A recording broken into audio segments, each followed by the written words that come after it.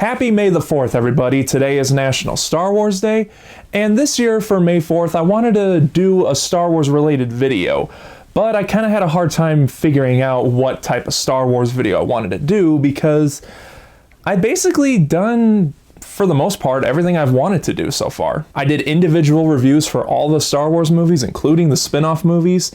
I've done 2 ranking videos of the entire series, even mentioning the Clone Wars movie. I've done a complete Star Wars collection video where I showcased all the different DVDs, Blu-rays, and VHSs that I have of Star Wars. I even reviewed the Star Wars Holiday Special. And to be honest, I'm not caught up on the TV shows like Clone Wars or Rebels or Resistance, so I can't review those. So I was really puzzling on what type of Star Wars video I wanted to do. And then it hit me. Last year before Rise of Skywalker came out, I said in one of my reviews that I wanted to do a special type of Star Wars review in celebration for the Rise of Skywalker. Well, I didn't get a chance to do it, obviously, so I thought now would be a good time to do it. And that review is, of course, the Family Guy Star Wars Trilogy. I am a big fan of these 3 movies. I think they're really funny. I think they're some of the best spoof movies that we've gotten in recent years. Not that it really has any competition, but they're definitely one of the better and more memorable ones.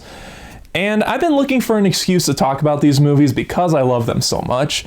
I am a fan of Family Guy. I have acknowledged that to my friends that Family Guy I don't even think is that good anymore, but it's background entertainment for me when I'm like doing something or cleaning a room or something.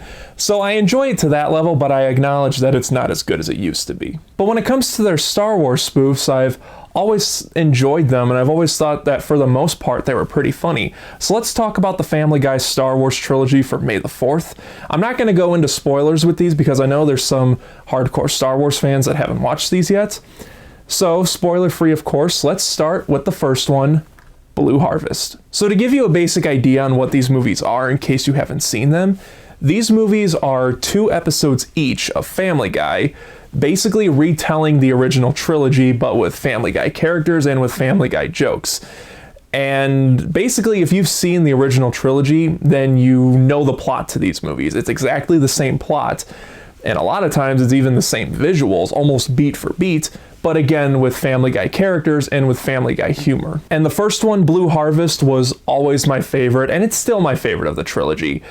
This is so funny. I remember buying this when it first came out on DVD. Of course, I was just getting into Family Guy at the time, and I've always thought it was funny. I was really into Star Wars, of course, back then too, just like I am now.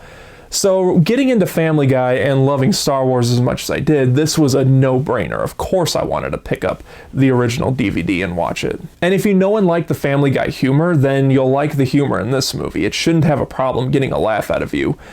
It's definitely Family Guy humor, and for the most part, this movie lands its jokes pretty well. There wasn't really too many times where I thought something wasn't funny. There were a few times where I thought some jokes weren't that funny, but for the most part, the humor really landed. And the characters in Family Guy that play the characters in the original trilogy, I thought was perfect. You have Peter Griffin, who plays Han Solo, Lois, who plays Princess Leia, Chris plays Luke Skywalker, Herbert plays Obi-Wan Kenobi. Of course, Stewie plays Darth Vader. Everyone knew Stewie was going to be Darth Vader when they heard this movie was coming out.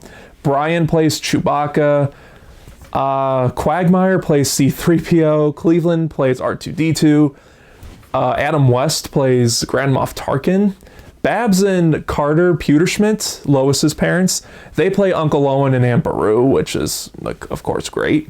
Mort has a small cameo in this movie. He's not really an essential part of the movie. He's more of a cameo, playing one of the Jawas. He gets a good laugh. The short little time that he has playing a Jawa, I thought he was pretty funny. There's also characters that have appeared in the episodes that make small little brief appearances that don't really mean anything. For instance, like the guy in Family Guy who always wants to bone his girlfriend. You know, that guy. He plays a stormtrooper and he's only in one scene. The news anchors, Tom Tucker and Diane Simmons, they're playing news anchors aboard the Death Star along with Ollie Williams. Space weather! Thanks, Ollie. The characters playing the characters from the original trilogy are very good for the most part, except I never really liked Lois as Princess Leia, I gotta be honest. She doesn't really add humor to the movies. She's really just there to read off of Princess Leia's lines from the original trilogy.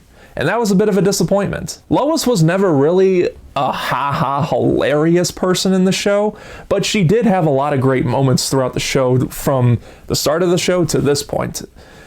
But here, again, she's just reading the lines from the original trilogy with some little jokes here and there to propel other jokes. It's, I don't know, they could have written Leia a little bit better, because you got Peter as Han, who's hilarious. You got Chris as Luke, and he's hilarious. Everyone's funny in their roles, except for Leia.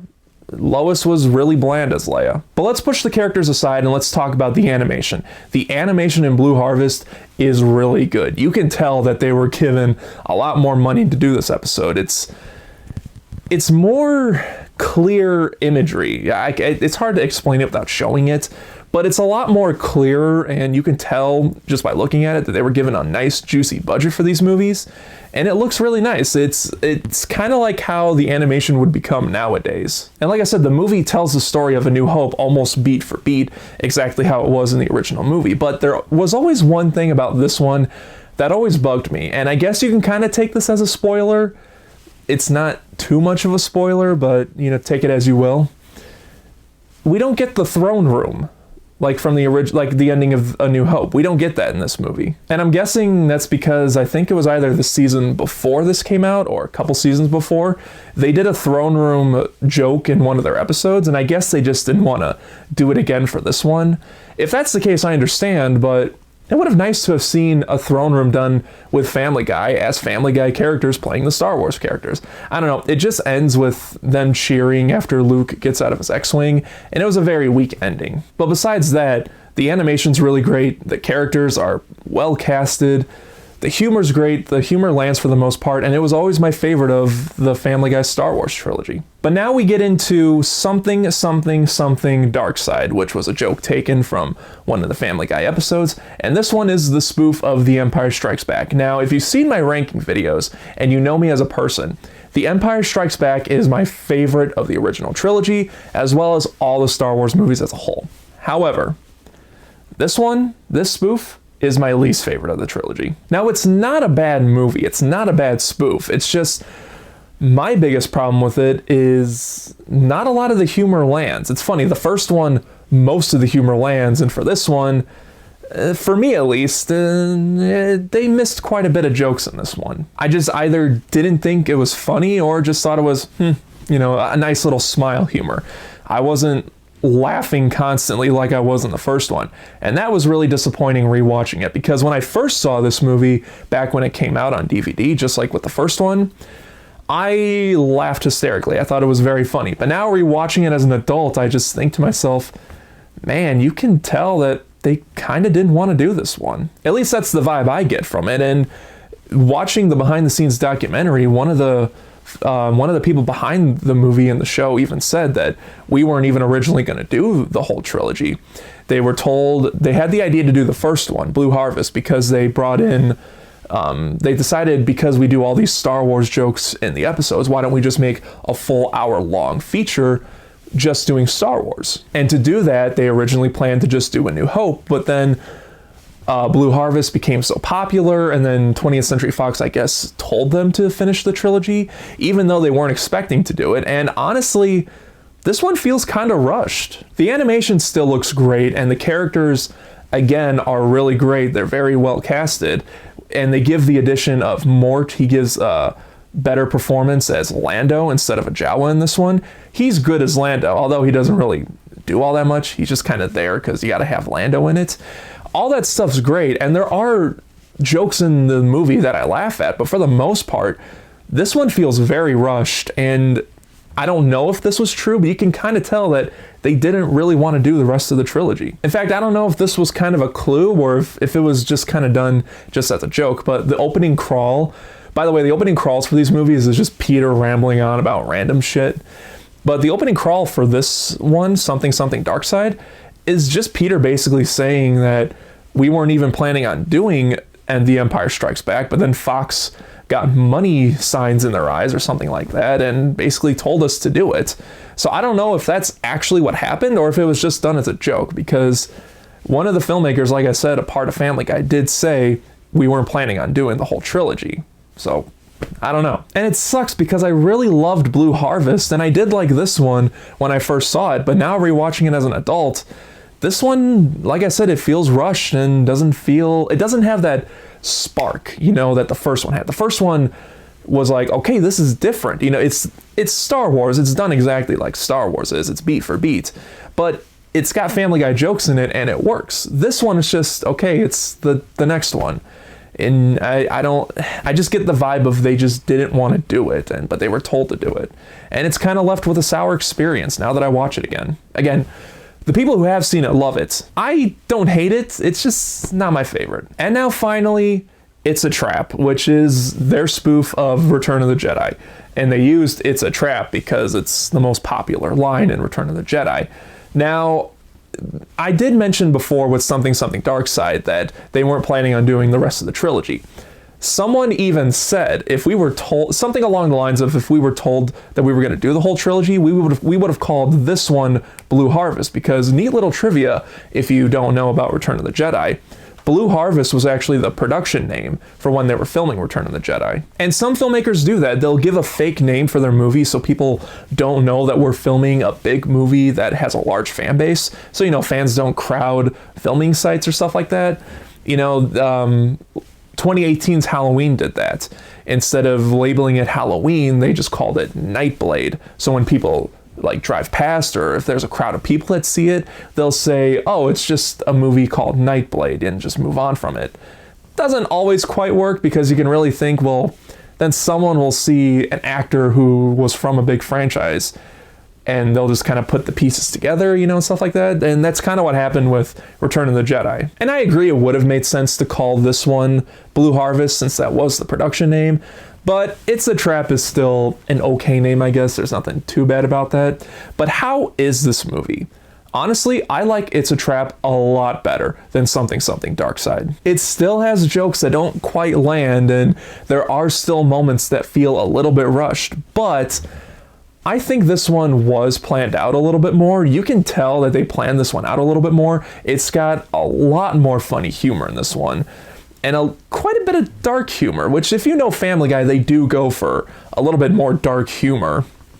And I think this is around the point where they really started excelling in we can do whatever we want type of humor, because there's quite a bit of dark jokes in this one, which some of it is funny and some of it is just kind of you know, it's like kind of humor. It's not bad, but it didn't really need that one. And just like the previous two, this one does tell Return of the Jedi beat for beat exactly how the movie was.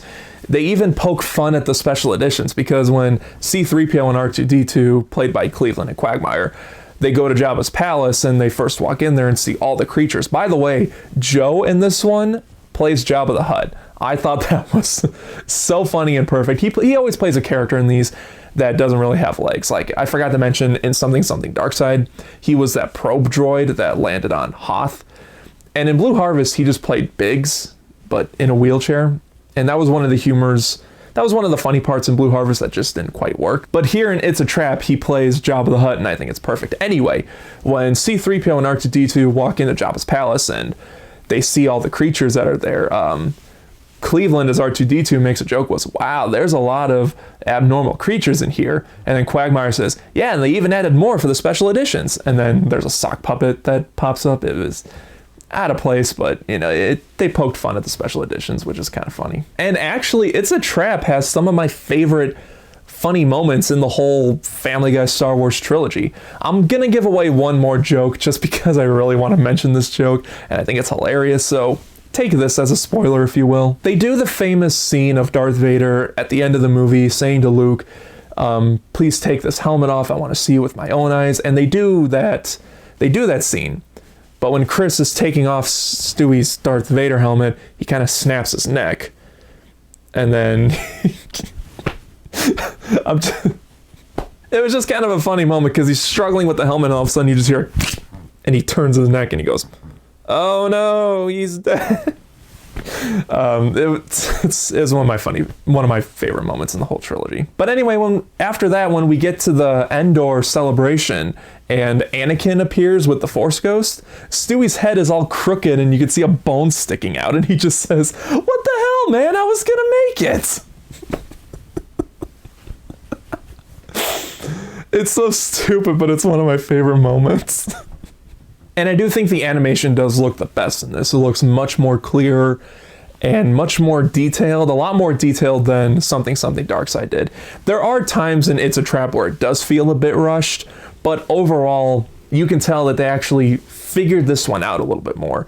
Not all of the humor lands, but it lands a lot better than Something Darkside did. So if I were to rank these movies, I would say Blue Harvest is my favorite, It's a Trap, and then Something Darkside. Which is weird because, like I said, The Empire Strikes Back is my favorite, and in the Family Guy Star Wars trilogy, it's my least favorite. So it's weird how it worked that way. So yeah, guys, that's the Family Guy Star Wars trilogy. I wanted to review something Star Wars related, but I'm running out of things to review, so I thought now's a good time to talk about these movies, even though I was going to talk about them before Rise of Skywalker came out. But I did them now. They're funny. They're worth watching. If you haven't seen them, I would recommend them.